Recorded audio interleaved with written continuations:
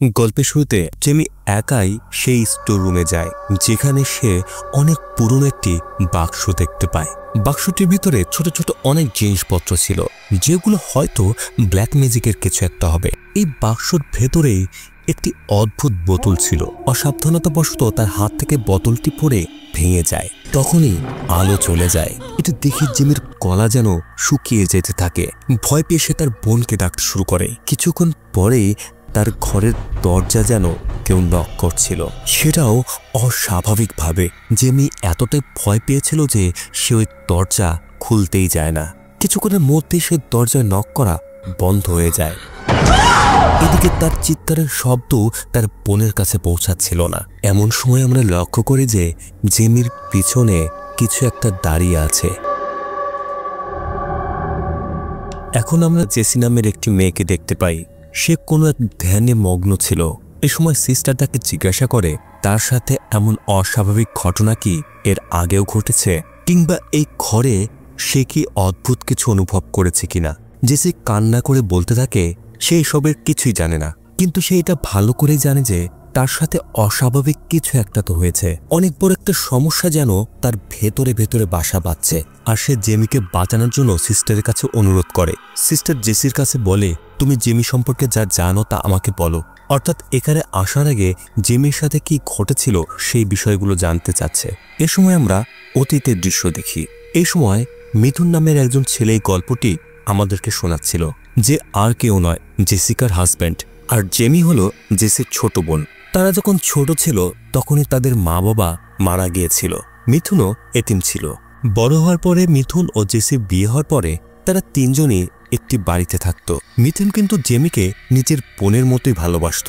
মিথুন যেখানেই যেত না কেন জেমিকে তার সাথে নিয়ে যেত।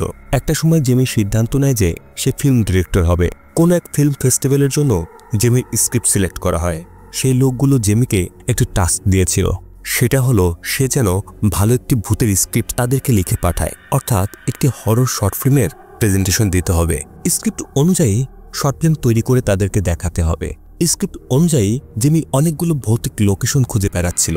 এই সময় মিথুনের এক বন্ধু ডক্টর বিনোদ মিথুনকে একটি ঠিকানা দেয়। এই জন্য এই তিনজনই সেই স্থানে যাবার জন্য বেরিয়ে পড়ে। এইখানে আসার পর থেকেই শুরু হতে থাকে অনেক বড় সমস্যা। কিছুক্ষণ পরেই তারা তাদের সেই স্থানে এসে পৌঁছায়। ডক্টর বিনোদ আগে থেকে সবকিছু ঠিক করে রেখেছিল। বাড়িটি কিন্তু বনের একদম মাঝখানে ছিল। লোকেশনে আসার সাথে সাথেই জেমি সেই স্থানের ছবি তুলতে শুরু করে।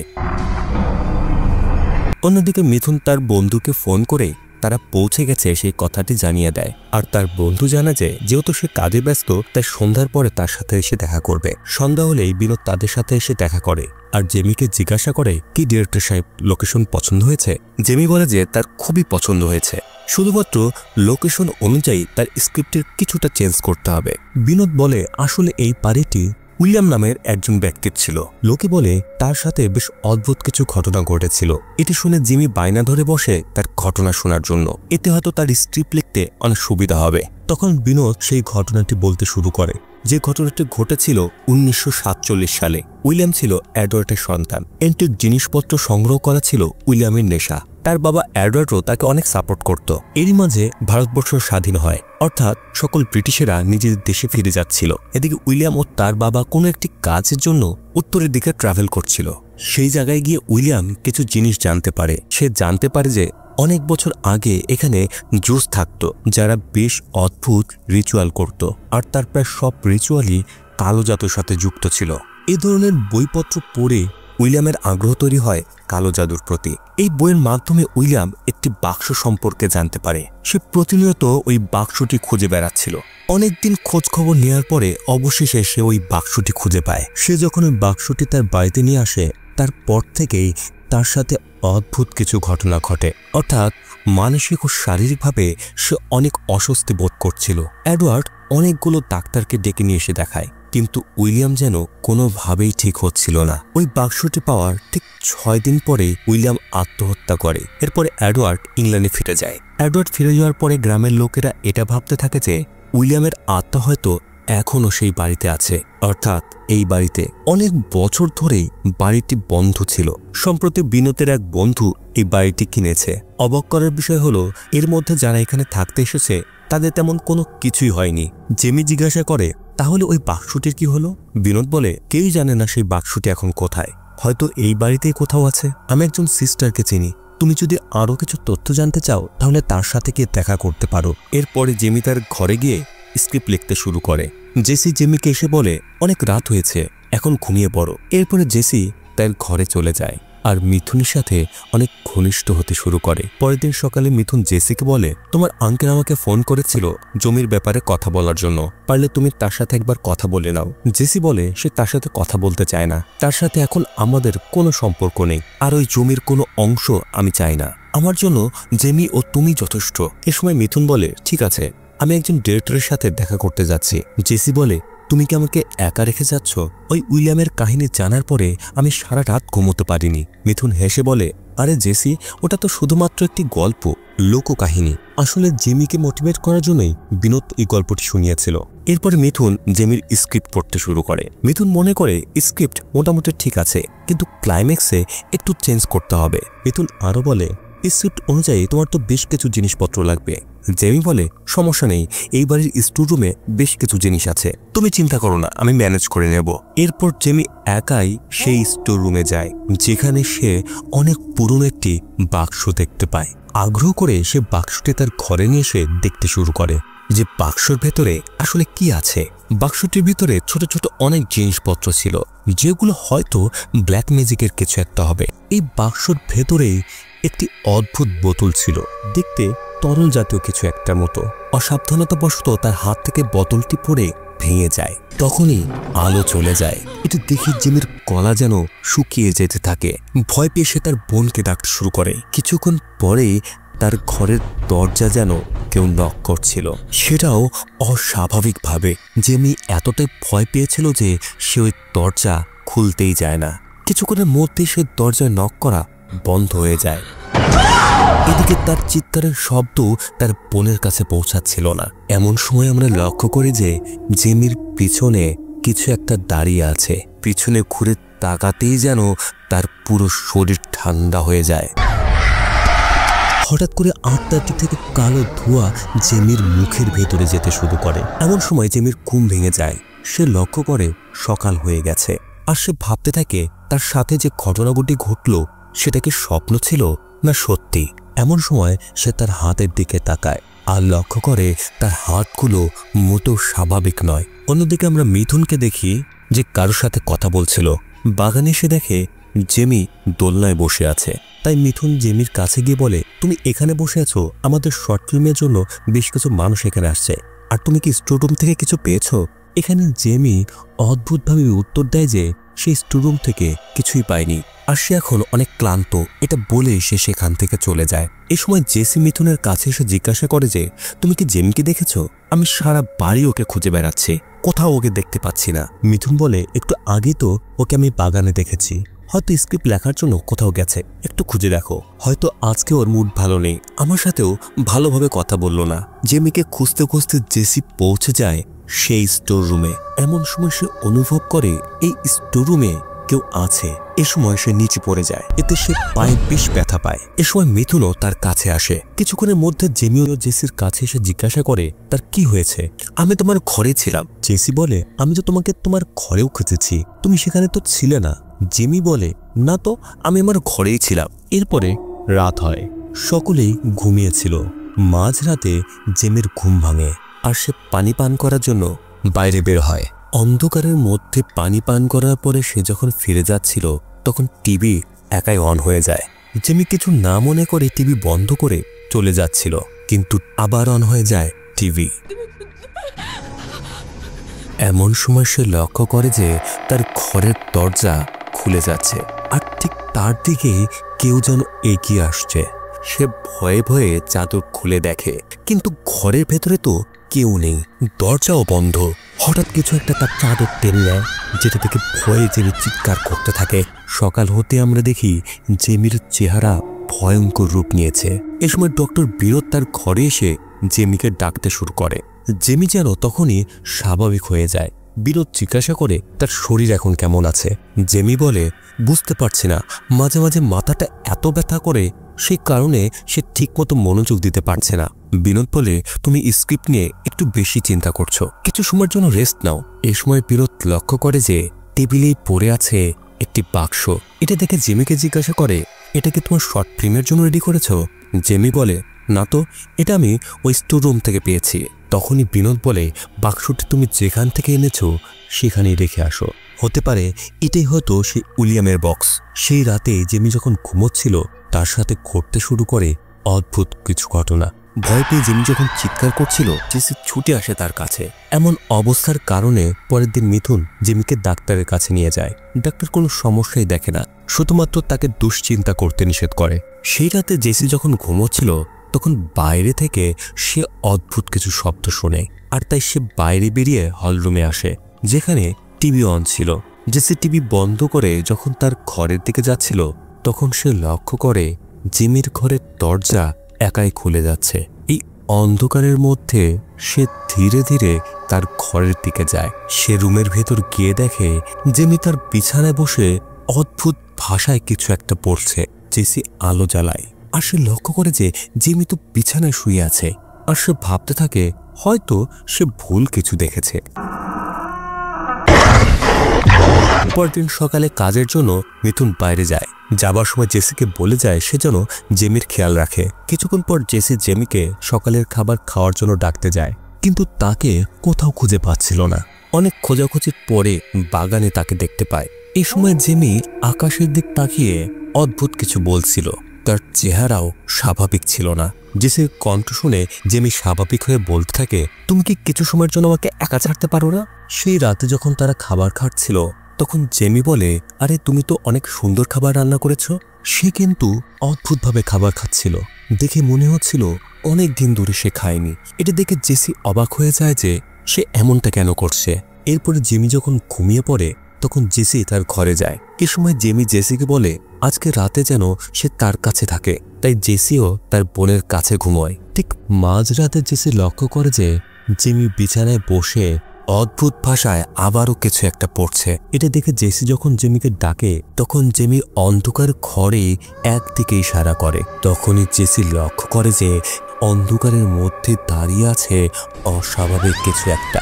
এটা দেখে জেসির পুরো শরীর যেন ঠান্ডা হয়ে যায়। এমন সময় ঘরের ভেতরে লাল আলো আসে, যার সাথে সাথে জেমি অস্বাভাবিক হয়ে যায়। দেখে মনে হচ্ছিল কিছু একটা তার আত্মা যেন টেনে নিয়ে যাচ্ছে।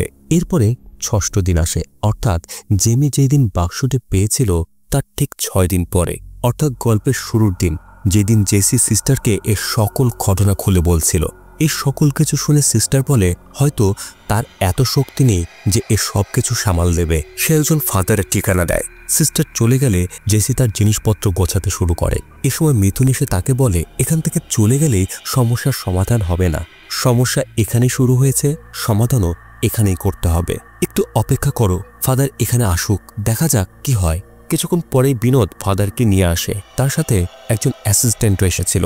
সে জেসিকে জিজ্ঞাসা করে যে আপনি তো বলেছিলেন জেমির কাছে একটি বাক্স আছে, আমাদেরকে সেই বাক্সটাকে দেখাবেন? মিথুন সেই বাক্সটি দেখায়। এ সময় বিনোদ জিজ্ঞাসা করে তাহলে উইলিয়ামের সকল ঘটনা কি সত্যি? সিস্টার বলে আমিও ঠিক মতো জানি না কোনটা সত্য কোনটা মিথ্যা, কিন্তু আমাদেরকে কিছু বিষয়ের উপরও বিশ্বাস রাখতেই হবে। ওদিকে ফাদার বিনোদকে ডেকে জিজ্ঞাসা করে এই বাড়িটা তোমার বন্ধুর তাই না?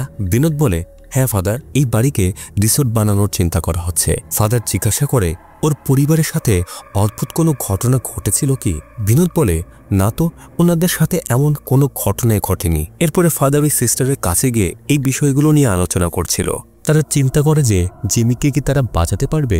সিস্টার মারিয়া বলে সে নিজেও বুঝতে পারছে না। সে আরো বলে যে হয়তো তারা জেমিকে বাঁচাতে পারবে, কিন্তু তার ভেতরে থাকা সেই শয়তানি আত্মাটিকে শেষ করতে পারবে না। যদি কোনো শয়তানি আত্মা তার শরীর থেকে বের হয়ে যায় তাহলে বুঝে নিতে হবে আত্মাটি ইতিমধ্যে অন্য কোনো শরীরের সন্ধান পেয়ে গেছে।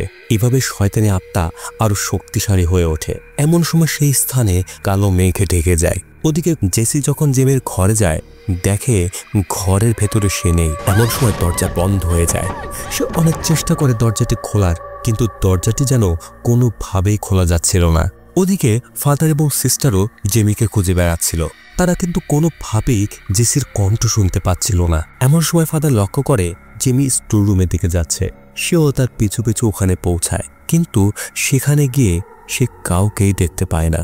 এমন সময় অন্ধকারের ভেতরে একটি কোণা থেকে জিমির কণ্ঠ সে শুনতে পায়, যে বলছিল, ফাদার আমাকে বাঁচাও। কিছুক্ষণের মধ্যে জিমির কণ্ঠ পাল্টে যায়। এক ভয়ঙ্কর কণ্ঠের মাধ্যমে সে ফাদারকে বলতে থাকে, এখন তোমার সৃষ্টিকর্তাও এই জেমিকে বাঁচাতে পারবে না। অন্যদিকে বাগানে বিনোদ লক্ষ্য করে যে জেমি দাঁড়িয়ে আকাশের দিকে তাকিয়ে আছে। এটা দেখে বিনোদ তাকে বলে, আরে আমরা তো তোমাকে কখন থেকে খুঁজে বেড়াচ্ছি, তুমি এখানে কেন? চলো ভেতরে চলো, ফাদার তোমাকে ডাকছে। ঠিক একই সময়ে মারিও জেমিকে দেখছিল, যে নিজেকে ফাঁসির দড়িতে ঝোলাতে যাচ্ছে। ওদিকে ঘরের ভেতরে জেসি আলমারি থেকে অদ্ভুত শব্দ শোনে। সে ধীরে ধীরে আলমারির কাছে যায়। তখনই এক শয়তানি আত্মা ওই আলমারি থেকে বেরিয়ে আসতে থাকে। ভয় পেয়ে সে পাগলের মতো পালাতে আসলে ভাগ্যক্রমে মিথুনকে সে পেয়ে যায়। অন্যদিকে বাগানে মিথুনের গাড়িটি একাই চালু হয়ে জেমির দিকে আসতে শুরু করে। গাড়িটি তাকে পিষে ফেলার আগেই বিনোদ দৌড়ে এসে জেমিকে বাঁচিয়ে নেয়। কিন্তু অদ্ভুত ব্যাপার হলো, সেখানে জেমি ছিলই না। এর মধ্যে মিথুনও জেমিকে দেখতে পায়, যে বনের ভেতরে যাচ্ছিল। মিথুনও তার পিছু পিছু যায়। বনের একটু ভেতরে যাবার পরে সেখান থেকেও জেমি অদৃশ্য হয়ে যায়। এর মধ্যে জেসির কাছেও পৌঁছে গেছে জেমি, আর সে জেসিকে বলতে থাকে, আমার মনে হচ্ছে আশেপাশে কেউ আছে। হঠাৎ ছুরি দিয়ে নিজের গলা কাটতে যায়। জেমি দৌড়ে এসে তাকে বাঁচানোর চেষ্টা করে। জেমির চিৎকারের শব্দ শুনে সকলে সেখানে আসে।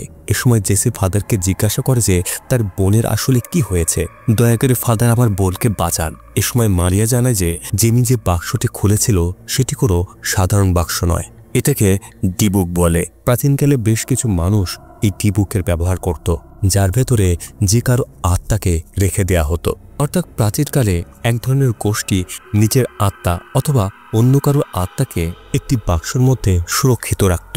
এরপর বাক্সটিকে গভীর পানিতে ফেলে দেওয়া হয়। এরপর হয়তো কোন এক ব্যক্তি সেই বাক্সটি পেয়ে যাবে। তারপরে যখন সেই ব্যক্তি বাক্সটি খুলবে, তখন বাক্সের ভেতরে থাকা আত্মাটি সেই ব্যক্তির ভেতরে ঢুকে তার নিজের স্বপ্নগুলো পূরণ করতে শুরু করবে। 1600 শতাব্দীতে অনেকেই এই ডিবুক সম্পর্কে জানতে পারে, আর এ বিষয়ে তারা অনেক বইও লিখেছে। উইলিয়াম নামের ছেলেটি সেই বইগুলো পড়ে। বই পড়ার পর খুঁজতে খুঁজতে একটি ডিবুক পেয়ে যায়। এরপর তার সাথে এমনকি যারা ওই বাক্সগুলো পেয়েছে তাদের প্রত্যেকের সাথেই অস্বাভাবিক ঘটনা ঘটে। মারিয়া আরও বলে, 2002 সালে একটি আর্টিকেল পড়ে সে জানতে পারে যে এই ডিবুক থেকে বাঁচার একটি মাত্র উপায়, সেটা হলো এক্সোরসিজম। জেমিও যেটা পেয়েছে সেটি একটি ডিবুক। বাক্সটি দেখে মারিয়া বুঝতে পারে যে এই বাক্সটি কোনো এক এলিজা নামের মানুষের, অর্থাৎ এই বাক্সের ভেতরে এলিজার আত্মা ছিল। হিটলারের সময়ে হিটলারের হাত থেকে বাঁচার জন্য এলিজা নিজেকে ডিবুকের মধ্যে আটকে ফেলে। যখন জেমি বাক্সটি খুলেছিল তখন এলিজার আত্মা মুক্ত হয়ে যায়। আর এইভাবেই যারা এই বাক্সটি খোলে তারা 6 দিনের মধ্যে মারা যায়। আর জেমির আজকে 6ষ্ঠ দিন, অর্থাৎ ওই এলিজার আত্মা অনেক বেশি শক্তিশালী হয়ে গেছে। ফাদার জানায় যে খুব দ্রুতই আমাদেরকে এক্সোরসিজম করতে হবে, যেন জেমির শরীর থেকে আত্মাটি বেরিয়ে যায়। সবকিছুর প্রস্তুতি নিতে নিতে রাত হয়ে যায়। এরপর শুরু হয় এক্সোরসিজম। ধীরে ধীরে আত্মাটি আরো ভয়ঙ্কর হয়ে ওঠে। ফাদার প্রতিনিয়ত এক্সোরসিজম চালিয়ে যায়, কোনোভাবেই সে এক্সোরসিজম বন্ধ করে না। অনেক কষ্টে অবশেষে আত্মাটি শরীর থেকে বেরিয়ে যায়। এরপর ফাদার বাক্সটি নিয়ে বেরিয়ে পড়ে আর সিস্টারকে বলতে থাকে যে সে ধারণা করছে হয়তো সে শয়তানের আত্মা এখনও এই দুনিয়ায় ঘুরে বেড়াচ্ছে। এতক্ষণে হয়তো সে অন্য কোনো শরীরও খুঁজে পেয়েছে তার নিজের শখ পূরণ করার জন্য। এমনও হতে পারে তার পরবর্তী শিকার মিথুন অথবা জেসি।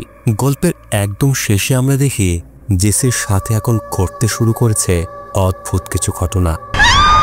এই গল্পটি আপনারা পৃথিবীর কোথায়, কখন এবং কিভাবে দেখছেন এটা শেয়ার করলে আমরা অনেক মজা পাবো। আর গল্পটি কেমন লাগলো সেটাও জানাতে ভুলবেন না। এমন আরো গল্প দেখতে চাইলে চ্যানেলটি সাবস্ক্রাইব করে রাখবেন।